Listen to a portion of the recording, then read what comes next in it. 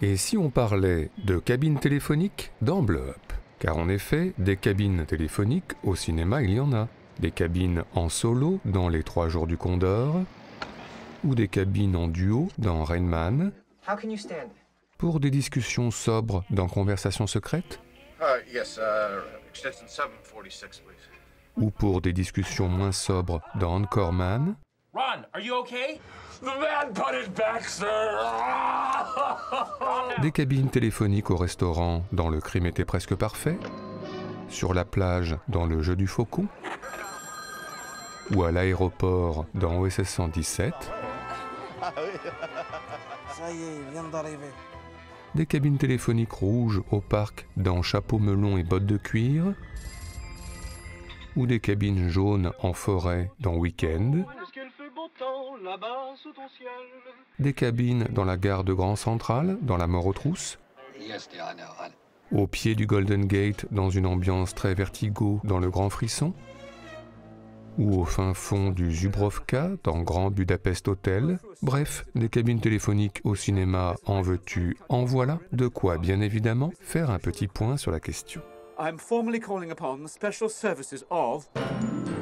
Alors tout d'abord, quelques films se passent entièrement dans et autour d'une cabine téléphonique. C'est le cas par exemple du court-métrage La Cabina, réalisé en 1972 par l'espagnol Antonio Mercero, dans lequel José Luis Vázquez se retrouve coincé dans une petite cabine claustrophobe, et pour longtemps.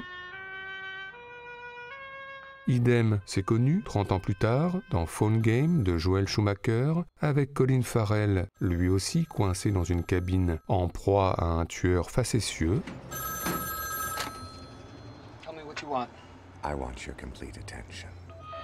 Un exemple qui nous fait penser à l'inspecteur Harry et à ce jeu imposé par un serial killer à Clint Eastwood, courir encore et encore de cabine en cabine en un temps donné.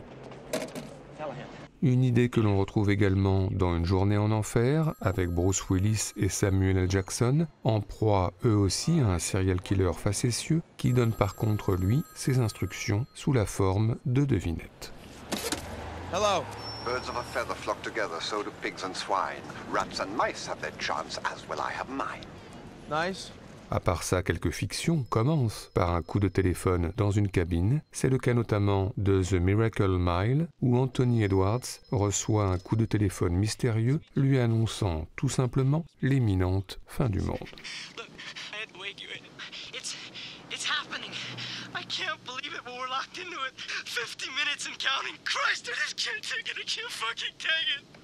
Mais à part ça, eh bien la cabine téléphonique est aussi parfois un lieu de passage. C'est dans Harry Potter, une cabine londonienne qui mène tout droit au ministère de la magie. Ou c'est dans l'excellente aventure de Bill et Ted, Keanu Reeves, tout jeune, et son collègue Alex Winter, qui voyagent dans le temps via une cabine.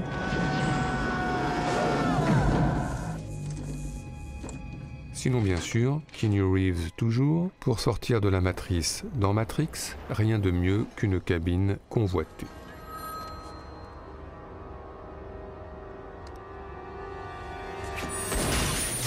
Sinon, puisque l'on parle de passage, parlons aussi de transformation, et donc de Superman, car on le sait, Clark Kent aime traditionnellement se transformer dans le secret de cabines téléphoniques, d'où cette scène dans le Superman de 1978 en forme de contre-pied.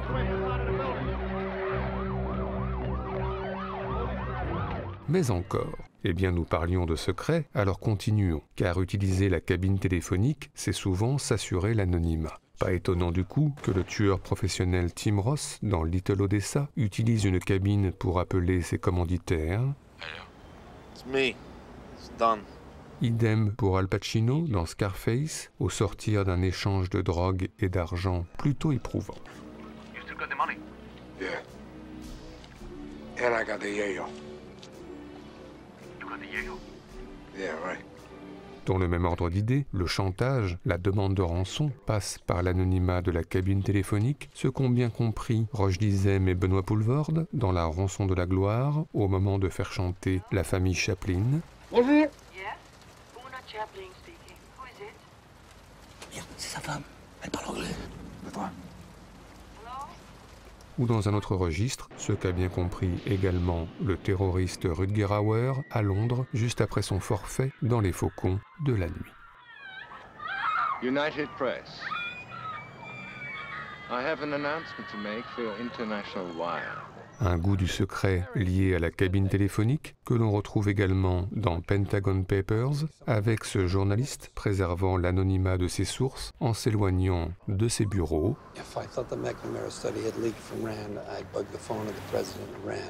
Enfin, évidemment, les espions divers et variés sont des habitués de la cabine téléphone. Tom Cruise, dans Mission Impossible, y reçoit ses instructions dans une cabine désaffectée ou presque. Un exemple qui nous fait penser que souvent, dans les films d'espionnage, la cabine est détournée de sa fonction initiale, et ce n'est pas Q, face à James Bond Pierce Brosnan, dans GoldenEye, qui nous contredira. Mais encore, eh bien la cabine téléphonique est évidemment un lieu anxiogène, toujours plus ou moins lié à la menace, avec souvent un jeu sur la personne impatiente qui attend au dehors, comme le subit une Mia Farrow en détresse dans Rosemary's Baby, qui commence à voir le danger partout.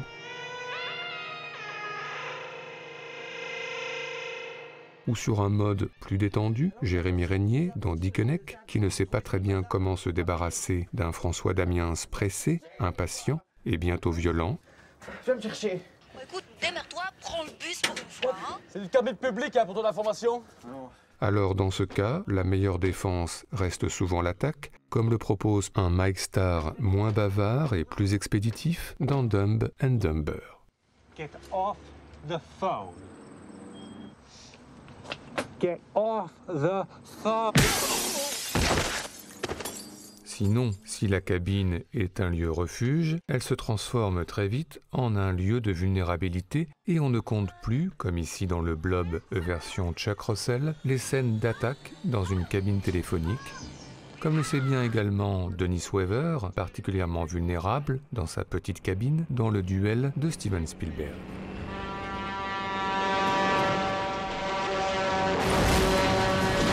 Sinon, hors concours, citons la cabine téléphonique explosive des Blues Brothers, surtout lorsqu'une Carrie Fisher très remontée rôde. Citons également une Whoopi Goldberg surprise dans Jumping Jack Flash et qui s'apprête à faire un long voyage. Une scène qui nous fait penser à la cabine téléphonique kidnappée au début du Magnifique de Philippe de Broca et enfin jetée à la mer avec un requin dans les parages.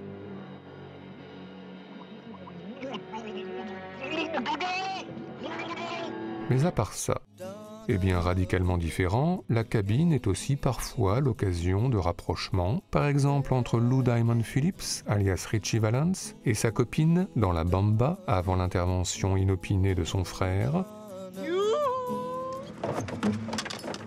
Des rapprochements qui sont également facilités par la météo, en tous les cas pour Sophie Marceau et Pierre Cosso, hilar dans La Boom 2. Et plus si affinité, en plein soleil cette fois, pour Christian Slater et Patricia Arquette dans True Romance. Enfin, à l'inverse, la cabine téléphonique symbolise aussi parfois la séparation. C'est dans Le Parrain, cette scène clé, ce basculement autour d'une cabine téléphonique, où Al Pacino, jusque-là éloigné des activités mafieuses de son père, va se rapprocher du milieu et s'éloigner en quelques plans de sa femme Diane Keaton, chacun désormais dans un espace-temps différent. Sonny, Michael. Michael, where you been? Is he all right? À part ça, dans le même ordre d'idées, de nombreuses scènes au cinéma jouent du contraste entre le froid d'une cabine anonyme et la quiétude d'un intérieur plus chaleureux, comme au début d'Un couteau dans le cœur, avec une Vanessa Paradis au bout du rouleau. J'ai fait un rêve terrible et quand je me suis réveillée, j'étais dans la rue au milieu de nulle part, complètement seule. Complètement saoul, ouais. Ou comme dans The Rose, avec une Bette Midler, là aussi bien seule.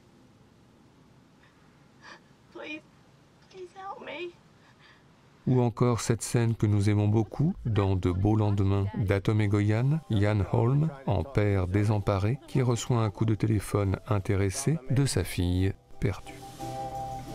The problem is I don't know who I'm talking to right now. Oh, 'cause you think I'm stoned, Daddy? Bref, on peut dire que les cabines téléphoniques sont au cinéma partout, et notamment lors de la scène finale indécise entre Lino Ventura et Annie Girardot, couple séparé, mais après tout, en est-on certain, dans La Gifle de Claude Pinoteau. Et tout ceci nous a, comme d'habitude, donné des envies de classement. C'est donc parti pour notre traditionnel top 5 subjectif, celui des meilleures scènes liées de près ou de loin aux cabines téléphoniques au cinéma, en tous les cas pour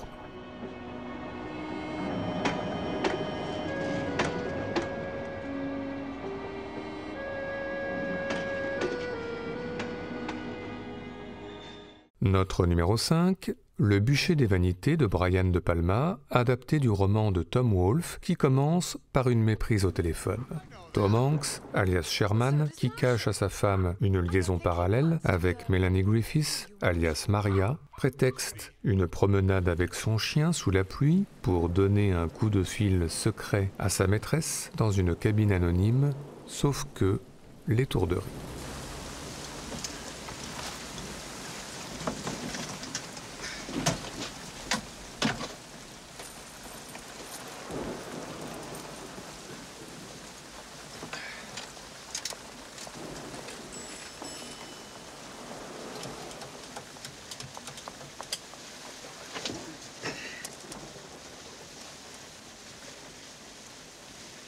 Maria, hello, it's me. Who? Oh, sorry. May I speak to Maria? Who is this? Maria? Sherman? Sherman, is that you? Sherman? Oh! Jesus! Notre numéro 4 concerne les oiseaux d'Alfred Hitchcock et plus particulièrement ce renversement simple mais très efficace, Tippi Hedren au début du film dans une boutique face à un oiseau en cage, et plus tard l'inverse, les oiseaux dehors qui sèment le chaos et Tippi Hedren obligé de se réfugier dans une cabine téléphonique transformée en cage à oiseaux.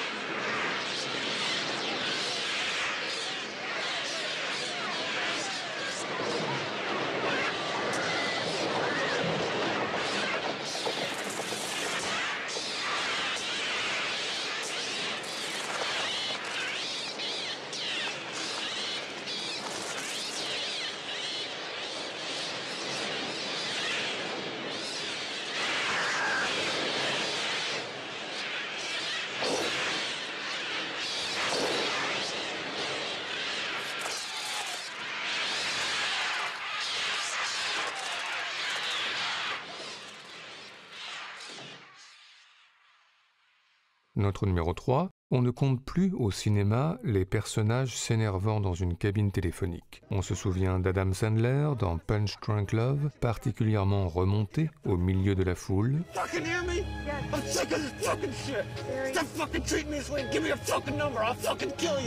On se souvient aussi de Moritz Bleibtreu dans Cours de la cour, qui commence à perdre ses nerfs. Sans oublier Robert Duval dans Assassination Tango, qui utilise, lui, ses pieds.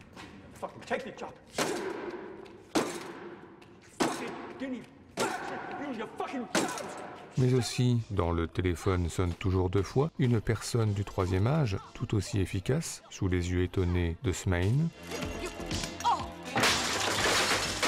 Sans oublier dans Commando, un Arnold Schwarzenegger qu'il ne vaut mieux pas chercher. Mais enfin et surtout, il y a, vers la fin des Affranchis de Martin Scorsese, Robert De Niro, bouleversé par l'annonce de la mort de Joe Pesci. Everything got straightened out? No, we had a problem. We tried to do everything we could. What do you mean? Well, you know what I mean. He's gone. And we couldn't do nothing about it. That's it. What do you mean? What do you mean? He's gone. He's gone. And that's it. Fuck. I knew it.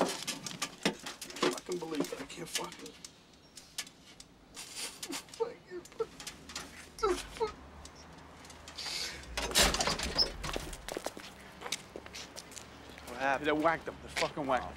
Fuck.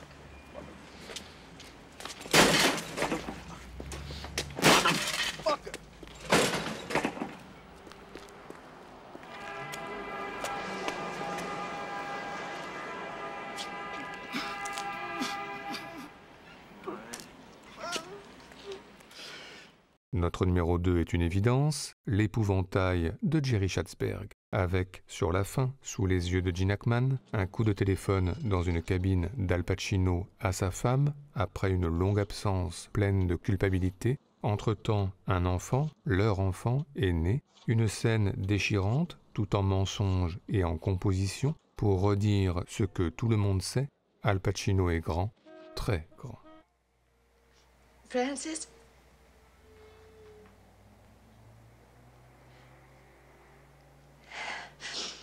You didn't ask about the kid, Francis. I was going to. So what is it? Boy or girl?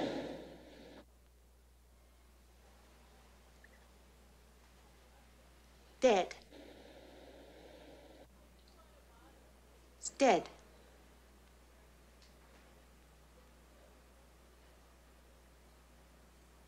Never even got born, Francis, because I was left alone.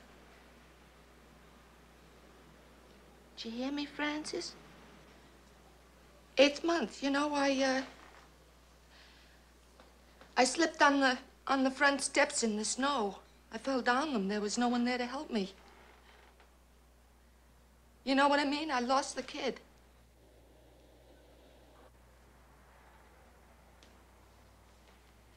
It would have been a boy, Francis.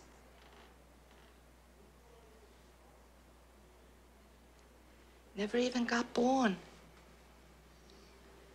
Never got baptized. You know what that means. That soul cannot go to heaven, Francis. That's what you did for your son's soul, you bastard. You sent it into limbo. That soul cannot go to heaven.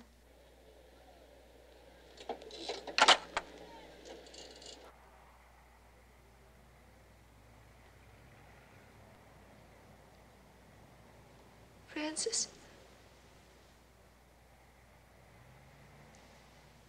Francis?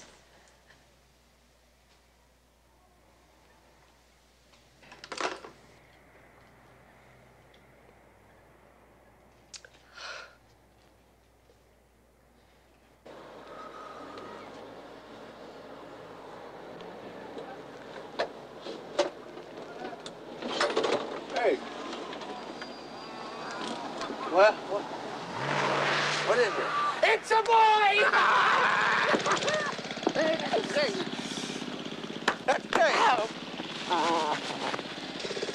That's great. Jesus Christ.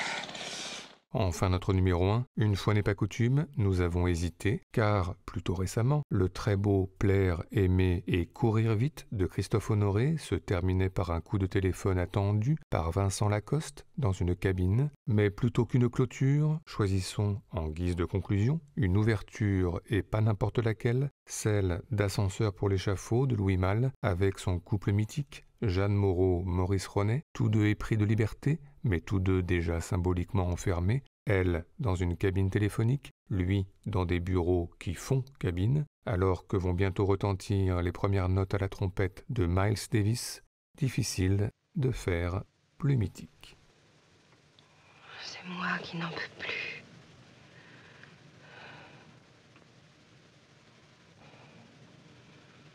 Je t'aime. Je t'aime. Alors il faut bien. Je t'aime. Je ne te quitterai pas, Julien. Tu sais que je serai là. Avec toi. Oh, je t'aime. Si je n'entendais pas ta voix, je serais perdu dans un pays de silence. Ce n'est pas très courageux. Mais ce n'est pas courageux, l'amour. Et toi?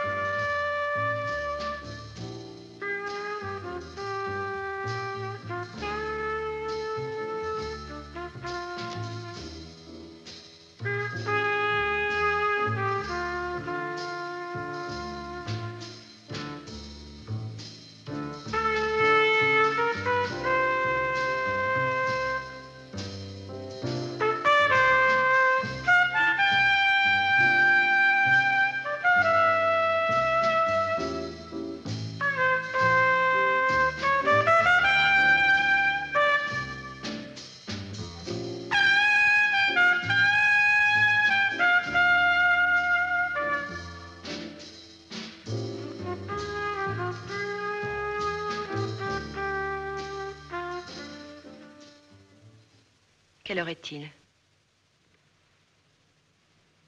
7 heures. Embrasse-moi. Je t'attendrai à la terrasse du Royal Camé, comme d'habitude. Quand tout sera fini, tu prendras ta grosse voiture, tu t'arrêteras en face. Je monterai à côté de toi. Et nous serons libres. Libres, Julien. Ou bien? Je t'attends. Je n'attends que toi. Dans une demi-heure, Julien.